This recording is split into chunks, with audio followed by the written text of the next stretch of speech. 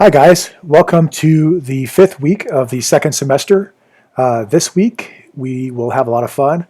We're going to work on a pop art project for this week. And the project will be due on Friday, February 5th. We also have a sketchbook that is due this week, and for the sketchbook we will make a four panel comic book strip.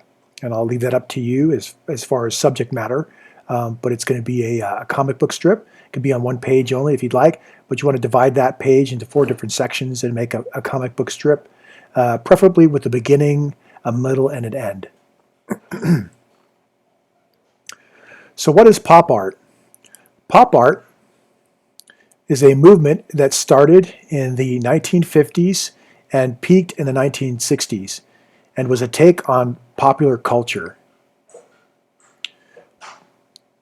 The subjects of pop art were usually celebrities, as well as advertising and comic book strips and comic book art.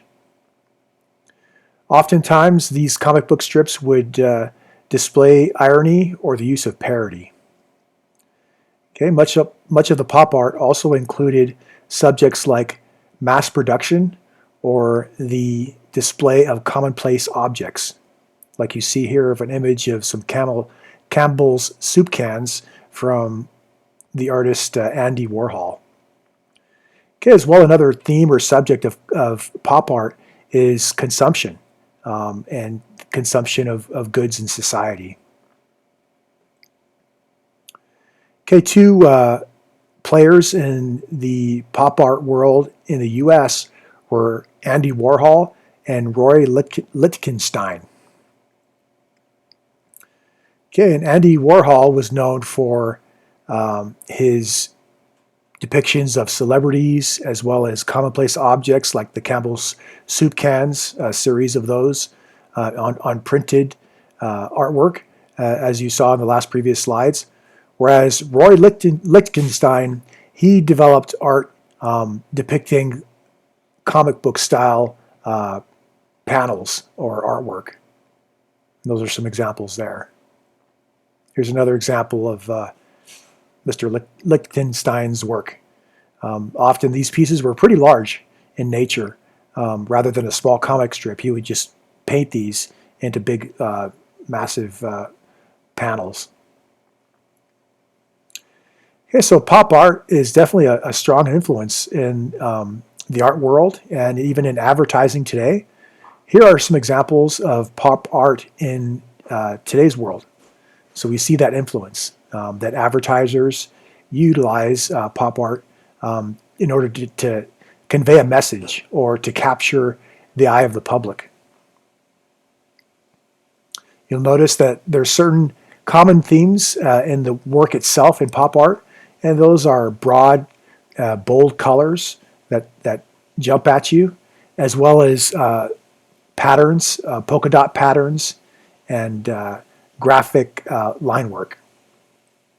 Okay, here's the directions for the art project that we're going to do. What we will do is create a pop art themed celebrity portrait. And for this project, we're going to cut out a piece of cardboard that's roughly 6 inches by 8 inches tall. And then with that cardboard, we're going to add some white gesso to one side of it. And the materials that you can use for this, you'll need to provide your own cardboard. I will have, however, some white gesso on hand at the school. So if you're able to come and pick that up, or have somebody that can come and pick it up for you, or even ask for me and I can meet you at your car and get you this white gesso, as well as some acrylic paint. We can have that for you at the front office, or just arrange with me a time when I can get that to you. Okay, so you're adding the white gesso with the large brush onto one side of the cardboard. And then the third thing that you need to do is to mix 1 cup of Elmer's glue with a 1/3 cup of water. And what this, in essence, is homemade Mod Podge. Okay, fourth, you're going to print out the image of a celebrity of choice at the appropriate size. And I have in Google Classroom 4 different celebrities that you can choose from that you can print out. Okay, the fifth step here is to brush on place the printout on the gessoed side of cardboard and brush on that Mod Podge onto the cardboard, the printout directly on it. So just place that printout directly on it, cut it to the size of 6x8, and gesso it, which is in essence gluing that image onto the gessoed cardboard. Okay, 6, you're going to let that dry overnight. And then the 7th step is to start painting with acrylic paints. Okay, what I'd like us to do is similar to the image that is shown here. I'd like you to use a monochromatic paint theme for the celebrity, and then choose a complementary color for the background. So just like the example here of looks like Reese Witherspoon. Okay, her face is painted in red tones, and then the background is painted in green tones. So it's a complement. So red is complementary to green. So if I'm gonna make the celebrity orange, I'm gonna make the background blue. If I'm gonna make the celebrity purple, I'm gonna make the background yellow. So complementary colors are opposite to each other on the color wheel. Okay, here are some reference and inspiration for you to look at of examples of the influence of pop art and pop art influenced imagery.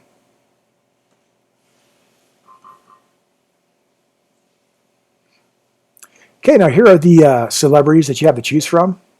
There's 4 images.